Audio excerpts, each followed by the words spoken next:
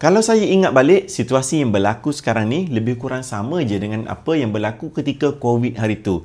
Hari ini, harga emas telah pun menunjukkan kenaikan harga paras all time high ataupun tertinggi dalam sejarah, iaitu 554 untuk 1 gram macam ni. Kalau saya ingat balik, tahun 2019, tahun 2020, emas telah pun menunjukkan all time high juga. Tetapi pada masa tu, 330 untuk 1 gram. Yalah, sebab masa tu harga purata emas lebih kurang 200.5, 280. Tiba-tiba COVID mengena dekat dunia kita secara global dan juga Malaysia, emas telah pun mencanak naik kepada 330.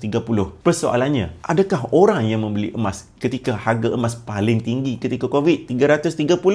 Pada hari ini telah pun kerugian.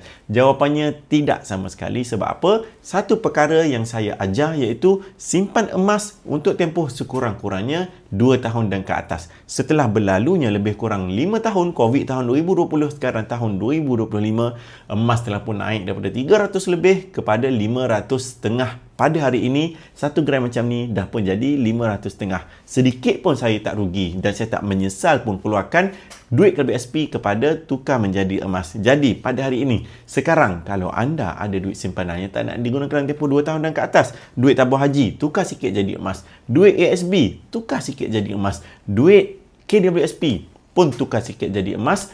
Macam mana cara nak bermula? Tukarkan duit KWSP, ASB ataupun tabung haji ke dalam bentuk emas. Tekan butang sign up di profil saya. Saya akan bantu anda langkah-langkah yang seterusnya sehinggalah emas seperti ini sampai ke tangan.